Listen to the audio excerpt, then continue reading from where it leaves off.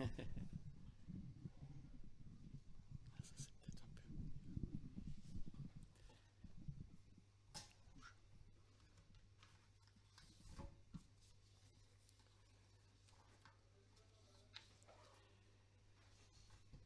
bien, bonjour à tous.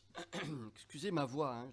Toute la semaine, j'ai bataillé avec grippe, rhume, tout ça. Donc, je prie que ma voix tienne, mais bon, ça va, ça va. Alors, c'est un grand plaisir de me tenir devant vous ce matin.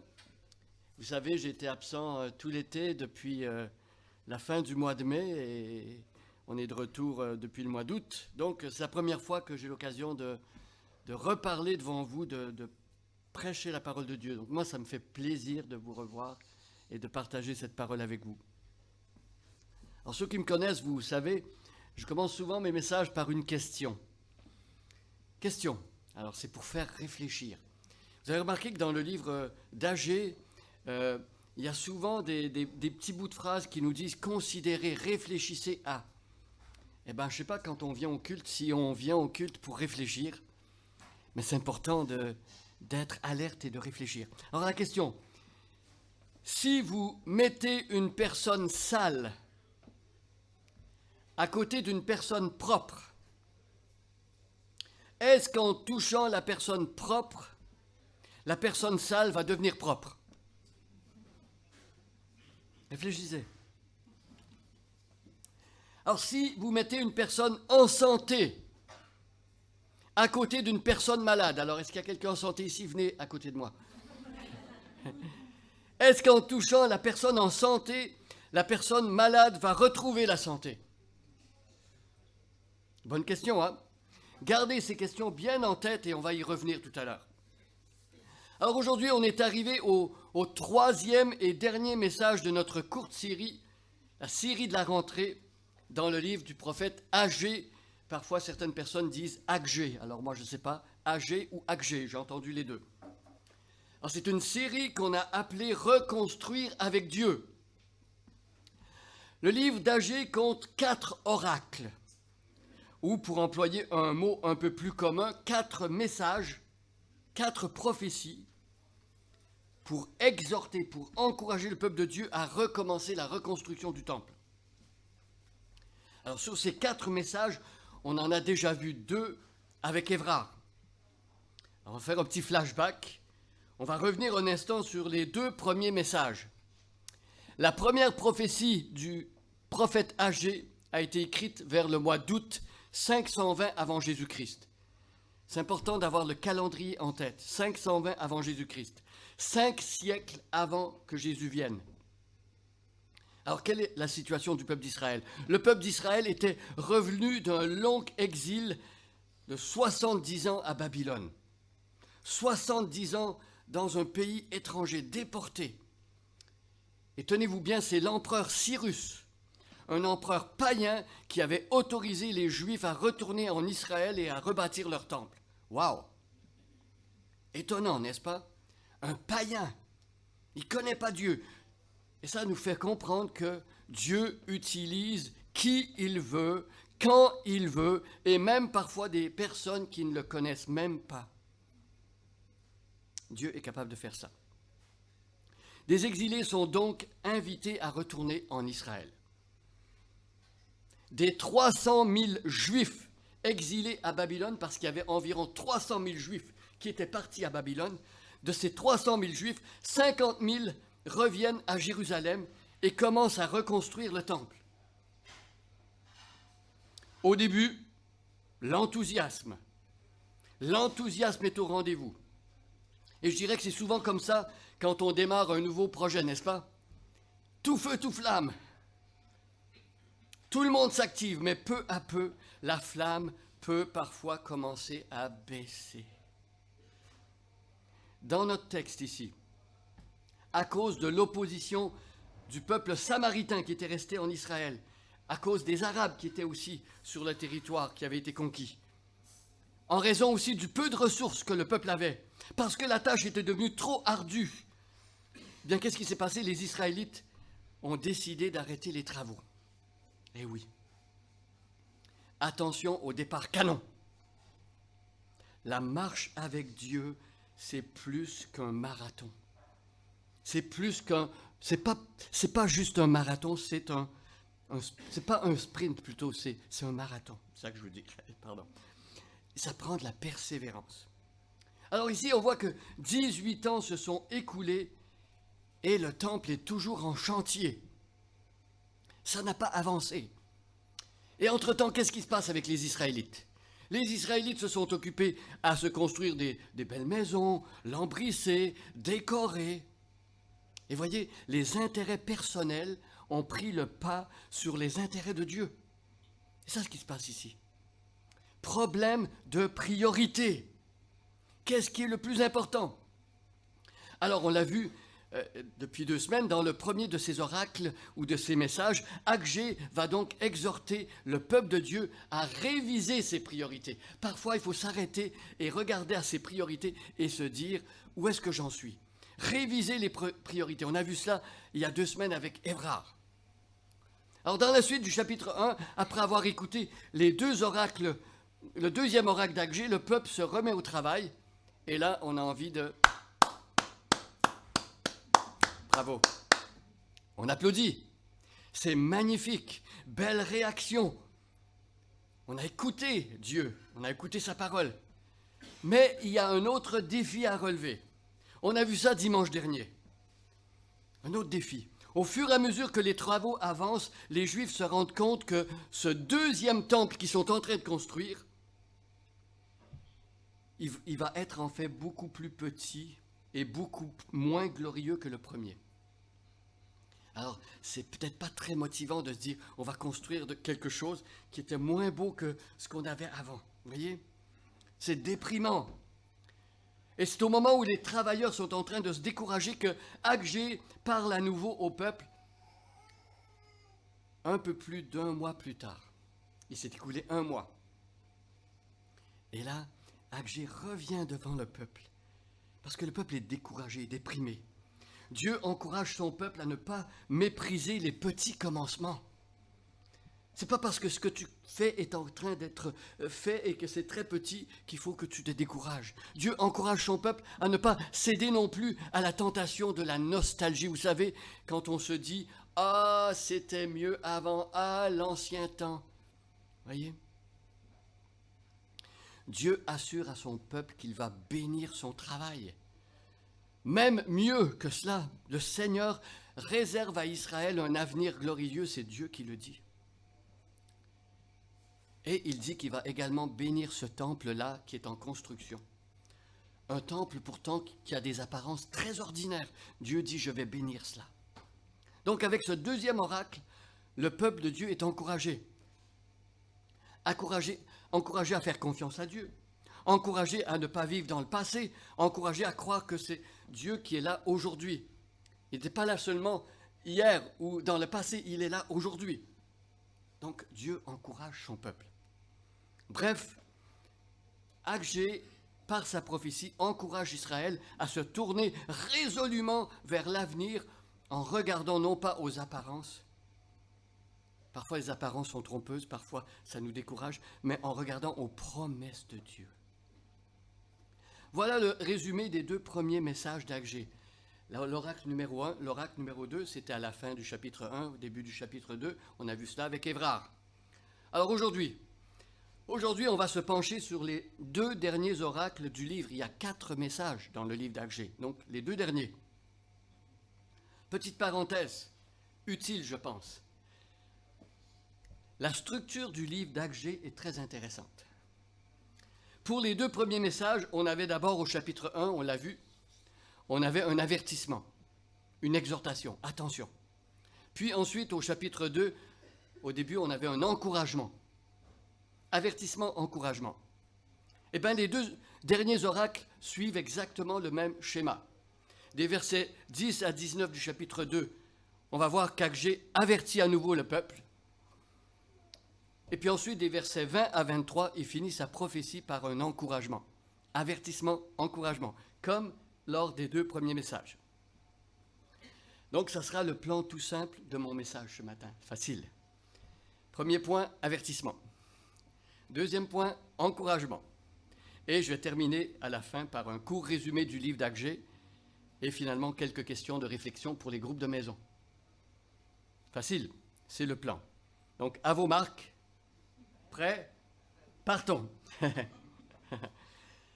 Alors, on va tout d'abord lire les versets 10 à 19 d'Agé, chapitre 2. Levez-vous pendant la lecture, s'il vous plaît. Ça va vous permettre de rester attentif. Agé, chapitre 2, versets 10 à 19. Le 24e jour du 9e mois, la seconde année de Darius, la parole de l'Éternel se révéla par Agé le prophète en ces mots. Ainsi parle l'Éternel des armées, propose aux sacrificateurs cette question sur la loi. Si quelqu'un porte dans le pan de son vêtement de la chair consacrée et qu'il touche avec son vêtement du pain, des mets, du vin, de l'huile ou un aliment quelconque, ces choses seront-elles sanctifiées? Les sacrificateurs répondirent non.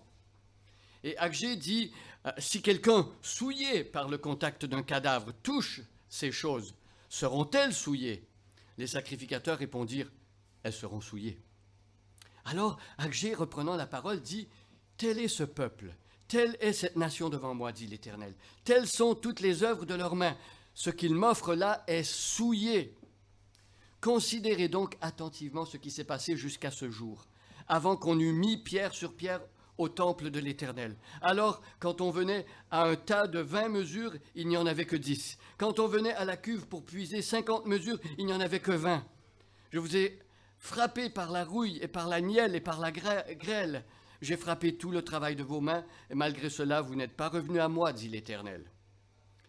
Considérez attentivement ce qui s'est passé jusqu'à ce jour, jusqu'au 24e jour du 9e mois, depuis le jour où le temple de l'Éternel a été fondé. Considérez-le attentivement. Y avait-il encore de la semence dans les greniers? Même la vigne, le figuier, le grenadier et l'olivier n'ont rien apporté. Mais dès ce jour, je répandrai ma bénédiction. Amen. Prenez place. Je vais prier. Seigneur, bénis-nous ce matin. Seigneur, aide-nous à comprendre ta parole. Seigneur, montre-toi à nous ce matin. Seigneur, fortifie ma voix. Au nom de Jésus. Amen.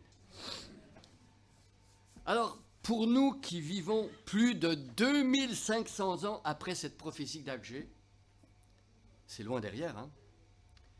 Ce que Agé est en train d'expliquer au début de notre passage, je ne sais pas vous, mais ça peut paraître un peu obscur, n'est-ce pas?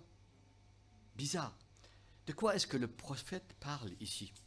Pourquoi cette parenthèse au milieu du chapitre 2 pour expliquer ce qui est pur et impur? Pourquoi ça? On se dit, mais les prêtres, ils connaissaient déjà certainement la réponse. Pour être prêtre, il faut connaître la loi. Pourquoi est-ce que Agé leur répète ça? Quel rapport avec le reste du livre? En fait, ici, on voit que Agé se sert de deux exemples tirés de ce qui se passe au temple. Il se sert de cela comme d'une parabole. C'est une parabole pour parler aux habitants qui avaient négligé de construire. Il veut faire comprendre aux Israélites quelle est leur véritable situation devant Dieu. Parfois, on a besoin de ce genre de parabole pour comprendre où on en est nous-mêmes. Alors, en lisant la fin du chapitre 1, le début du chapitre 2, on pourrait avoir l'impression, peut-être, que tout est maintenant parfait. C'est bien, le peuple s'est remis au travail, tout le monde s'active sur le chantier, bravo, le Seigneur est content. Après tout, peut-être qu'on se dit ça, hein? N'est-ce pas ça le plus important? Ce que l'on fait? Est-ce que c'est ça le plus important, ce que l'on fait? Nos actions? Dieu est content à partir du moment où tu te bouges. Je dirais que beaucoup de personnes pensent comme ça, n'est-ce pas? Si tu fais des trucs, ah ben c'est parfait, Dieu est content. Je dirais que c'est vrai que Dieu aime qu'on agisse. Le livre de Samuel nous dit que l'obéissance vaut mieux que les sacrifices. Voyez? Quelqu'un qui parle beaucoup et qui ne fait rien ne plaît pas à Dieu. L'Épître de Jean nous dit « N'aimons pas en parole et avec la langue, mais en action et avec vérité. » Alors le fait de recommencer à construire, c'était un pas dans la bonne direction. Bravo. La vraie foi obéit toujours. Quelqu'un qui dit « j'ai la foi », eh bien on doit voir l'obéissance. La preuve, Abraham. Quand Abraham a cru, il a quitté son pays et il est parti dans le pays que Dieu lui avait indiqué. Alors travailler, c'est bien. Mais ici, Agé fait comprendre au peuple de Dieu qu'il n'y a pas que ce que l'on fait qui compte aux yeux de Dieu. Il ne s'agit pas simplement de faire des choses pour Dieu. Il y a quelque chose d'encore plus fondamental. Dieu se préoccupe de notre cœur. Notre cœur. Dans la première parabole, en gros, ce qui est en vue, c'est la pureté morale. Qu'est-ce qui rend quelqu'un saint devant Dieu? Ça, c'est la question. Comment devenir pur? Par ses œuvres, par ce que l'on fait, en faisant plein de choses pour Dieu? Est-ce que c'est ça qui rend pur? Pas vraiment. Le peuple s'était peut-être dit, « Hey Dieu, regarde, je travaille pour toi. J'ai posé 50 briques sur le bâtiment aujourd'hui. Je dois être pur maintenant. Seigneur, je travaille au temple. Le temple, c'est le lieu par excellence, le lieu saint par excellence. Mon contact avec le temple doit me rendre saint, n'est-ce pas? » Voyez? Voyez? Et pour nous aujourd'hui, on peut peut-être parfois se faire ce genre de réflexion. Seigneur, je vais à l'église. Ma mère est chrétienne. Mon meilleur ami est pasteur. Je m'occupe de la sono, j'organise la Sainte-Seine, je travaille sur le site internet, je suis en charge de la trésorerie. Attention, tout cela est très très très bien. Merci Seigneur pour tous ceux qui s'engagent de cette manière. Merci. Loin de moi l'idée de dénigrer cela. Mais entre nous, est-ce bien cela qui rend quelqu'un saint? Est-ce que c'est ça qui rend quelqu'un saint? Notre texte nous dit que non. Permettez-moi un autre exemple. Imaginons-nous 2 ans en arrière, au plus fort de la crise sanitaire. Imaginez, vous n'avez pas, vous, le Covid, mais vous vous retrouvez dans une salle où il y a 2 personnes testées positives. Question. Est-ce que, à votre contact, les personnes atteintes du virus vont redevenir négatifs parce que vous êtes dans la même pièce qu'eux? Est-ce que ces personnes vont redevenir en santé ou est-ce que ce n'est pas plutôt vous qui risquez de les contaminer? Voyez? Dans les 2 exemples donnés par Agé ici, la leçon est très claire et elle est simple, il me semble. La sainteté n'est pas directement contagieuse. Tu ne vas pas toucher un grand homme de Dieu et devenir saint. Mais le péché l'est beaucoup plus.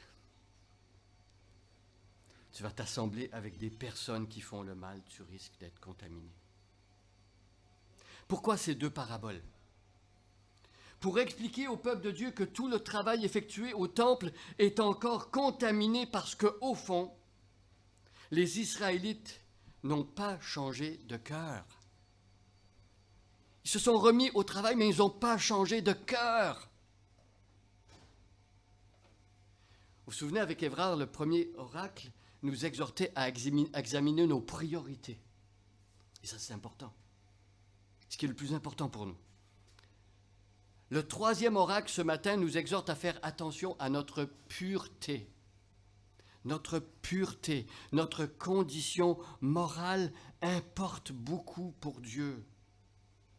On se souvient du texte dans Habacuc chapitre 1, verset 13. Les yeux de Dieu sont trop purs pour voir le mal. Dieu est saint, Dieu est 3 fois saint. Il ne peut pas se tenir en présence du péché. Quand le prophète Ésaïe est entré en contact avec Dieu dans le temple, il a été bouleversé par la sainteté de Dieu. Il a crié « Malheur à moi, je suis perdu, car mes yeux ont vu le Saint ». C'est ce que Éric a lu tout à l'heure. Pardon.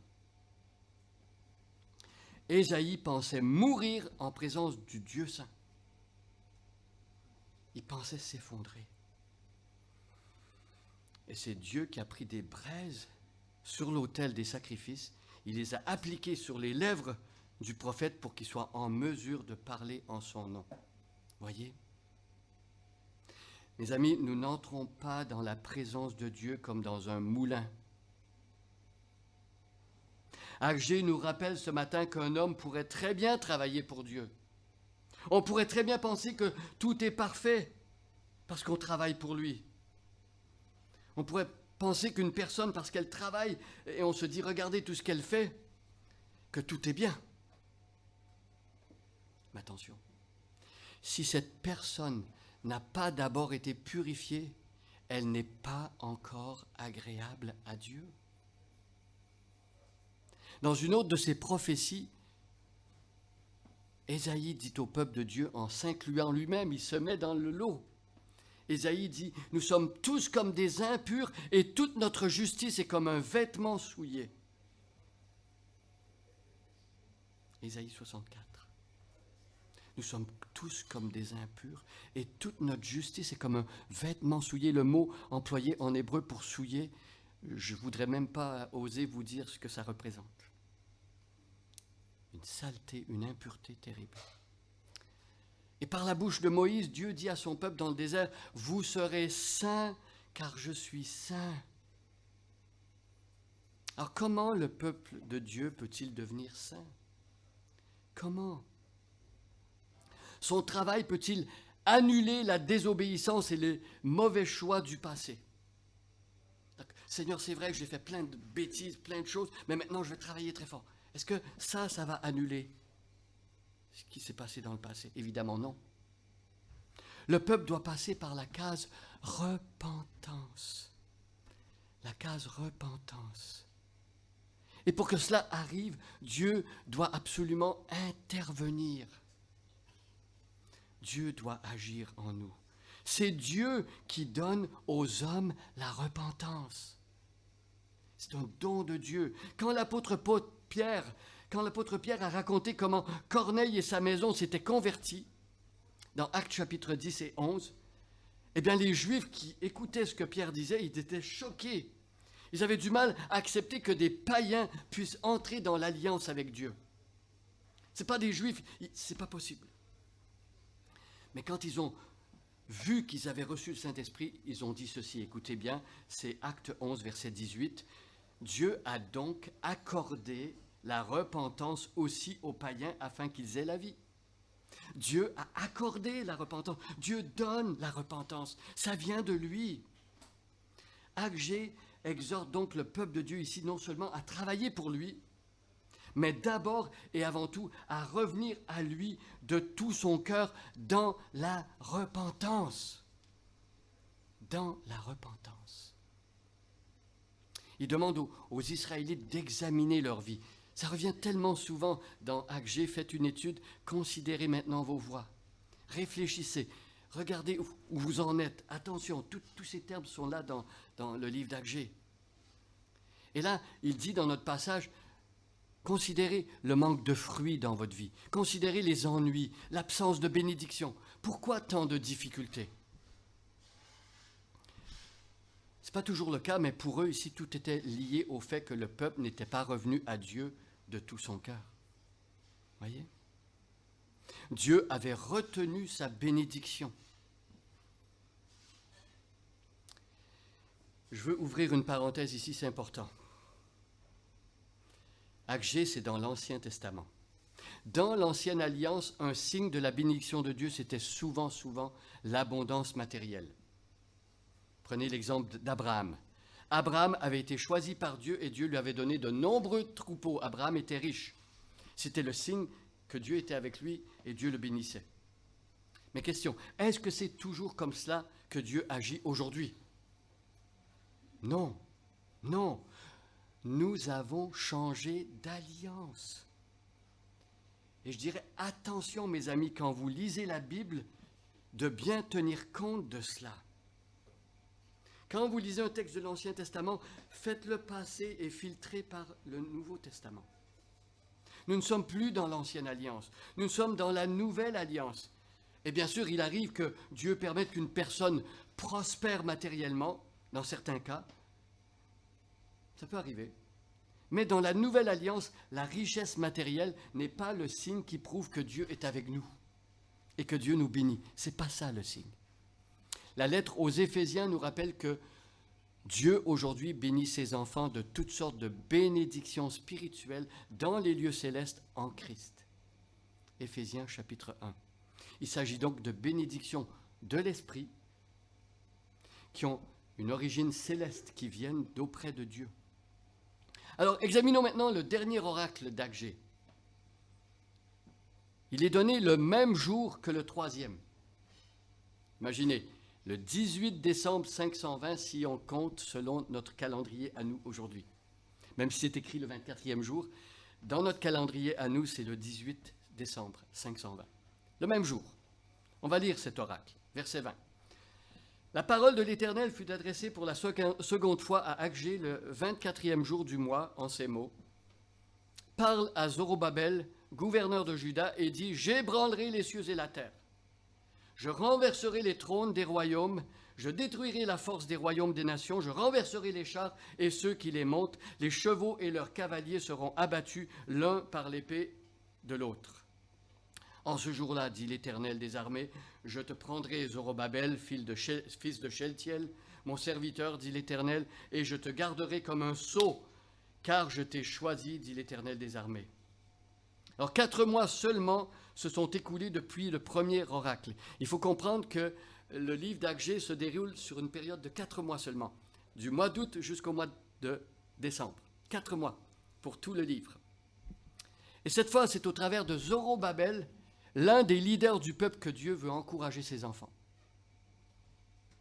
Vous savez, Dieu nous donne des leaders pour nous avertir, bien sûr, et c'est important, mais aussi pour nous encourager.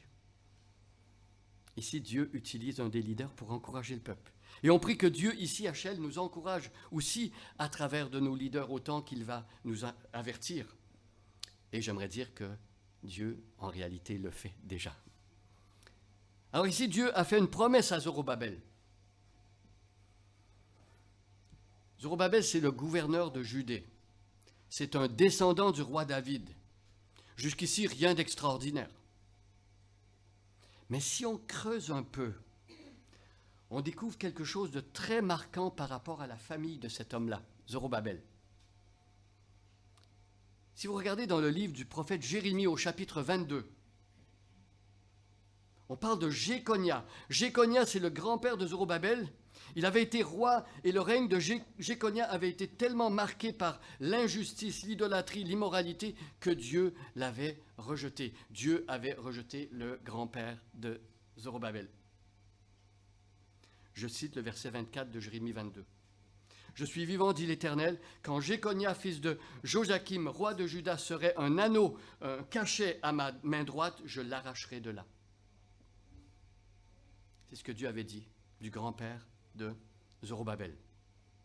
L'expression ici, un anneau ou un cachet ou un sceau dans certaines traductions, quand Dieu dit je l'ai à ma main, ça avait été employé par Dieu pour Jéconia, et vous allez voir que dans notre texte, ça avait été aussi employé par Dieu pour Zorobabel. La même expression, vous voyez. Jéconia devait être un sceau sur le doigt de Dieu pour manifester son autorité, mais il avait été rejeté. Le grand-père de Zorobabel avait été condamné. Et là, on aurait pu croire à ce moment-là que Dieu en avait fini avec la lignée de David. Et on peut se dire, mais Dieu a tout simplement renoncé aux promesses faites à David. Il a renoncé. Et rappelons-nous qu'en 2 Samuel chapitre 7, Dieu avait juré à David que l'un de ses descendants régnerait sur le peuple de Dieu pour toujours. Dieu avait fait un serment. Est-ce que Dieu peut revenir sur ses serments? Non, jamais. Dieu est fidèle à sa parole. Regardez avec moi ce qui se passe dans notre texte ici, c'est magnifique. Dieu, à la fin de notre texte ce matin, rétablit la lignée de David ici. C'est fort ça. Il rétablit la lignée de David. À partir de Zorobabel, la malédiction est levée. Il n'y en a plus. Et comme dit le livre de Jacques, dans le Nouveau Testament, On voit ici la miséricorde qui triomphe du jugement. La preuve, dès le premier livre du Nouveau Testament, l'évangéliste Matthieu nous parle de Zorobabel. Au chapitre 1, quand vous regardez la longue généalogie de Jésus, on retrouve son nom. Zorobabel est bel et bien un ancêtre du Messie. Dieu a tenu ses promesses. Et c'est son arrière-petit-fils qui sera celui qui, par des promesses faites au peuple de Dieu, vont s'accomplir. Hein? C'est par Jésus, de la lignée de Zorobabel et même de la lignée de Jéconia. Alors, pour répondre à la question de tout à l'heure, comment être pur et saint devant Dieu? On a dit que c'était en revenant à Dieu dans la repentance. Oui, mais de quelle manière Dieu peut-il rendre pur ce qui est impur? Alors imaginez, tu te repens, mais tu es impur.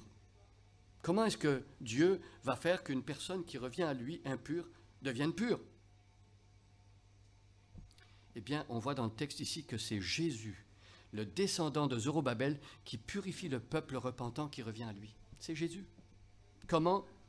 En livrant sa vie en sacrifice pour nos péchés. C'est Jésus aussi qui reconstruit un temple plus glorieux que le premier. Jésus a dit, détruisez ce temple et je le rebâtirai en 3 jours.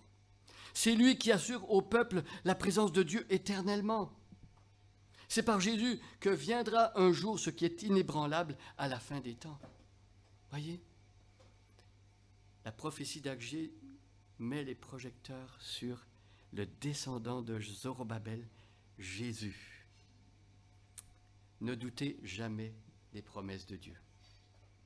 Apprenez à les connaître. Appuyez votre vie sur ses promesses, parce qu'elles sont fiables. Dieu ne ment jamais. En terminant, je vais prendre quelques instants, quelques minutes qui restent pour faire un résumé rapide du livre d'Agé. Alors dans Agé, on voit d'abord au chapitre 1 que Dieu veut nous délivrer de notre égoïsme, qui fait qu'on prend nos intérêts personnels avant ceux de Dieu. Il veut nous délivrer de ça. Dieu veut remettre de l'ordre dans nos priorités et nous bénir. Ensuite, Agé nous enseigne au chapitre 2 que Dieu désire que nous le servions, oui, que nous travaillions pour lui, oui, mais avec un cœur nouveau. Merci. Un cœur purifié. Important de travailler pour Dieu, mais pas avec n'importe quel cœur. Un cœur purifié. Et la repentance, là, doit être un style de vie pour le chrétien. Ensuite,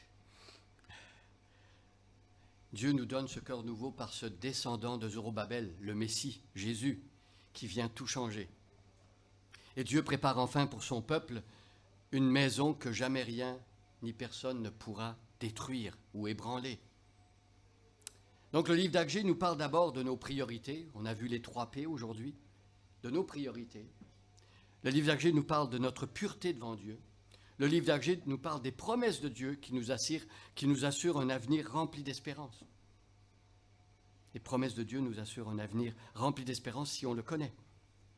Alors comment le livre d'Agé peut-il nous toucher ce matin, nous qui vivons à Chelles 2500 ans après que le prophète ait écrit sa prophétie?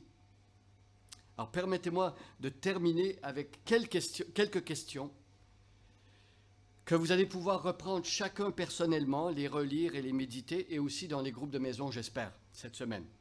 Alors je lis ces questions. Laissez le Saint-Esprit vous sonder par ces questions, même là maintenant. Quelles sont les priorités actuelles de ta vie? As-tu pensé à cela? Quelles sont tes priorités actuellement? Comment est-ce que tu gères tes découragements? Lorsque tu es déprimé, déçu, comment tu gères ça? Avec quel cœur est-ce que tu cherches à servir Dieu? Est-ce que tu passes régulièrement par la case repentance? Vous savez, il me revient le texte dans Jean chapitre 13 où Jésus a lavé les pieds des disciples. Et Pierre disait, lave-moi tout entier. Et Jésus lui a dit, tu es déjà pur par la parole que je t'ai annoncée. Pierre ne voulait pas que Jésus le purifie. Et Jésus lui a dit, si je ne te lave pas les pieds, tu n'as aucune part avec moi. Nous sommes déjà purs par la parole que Dieu nous a annoncée, mais on doit revenir souvent se laver dans la repentance. Quelle importance a la pureté dans ta vie? Est-ce que tu penses à cela? Est-ce que ma vie est pure? Comment est-ce que tu envisages l'avenir pour toi et pour l'Église? Le texte ici finit par nous dire que c'est un avenir inébranlable. Et quelle place a le Messie dans ton quotidien? Quelle place a le Messie dans ton quotidien? Alors, je vais prier. Seigneur Jésus, je te remercie pour ce livre d'Agé qu'on a pu survoler pendant quelques semaines. Merci pour la richesse de ces enseignements. Ça nous interpelle, ça m'interpelle moi-même. Je prie de toucher mon cœur et je reprends les paroles du psaume 139. Sonde-moi, ô Dieu, connais tout mon cœur, éprouve-moi, connais mes pensées. Regarde si je suis sur une mauvaise voie et conduis-moi dans la voie de l'éternité. Amen.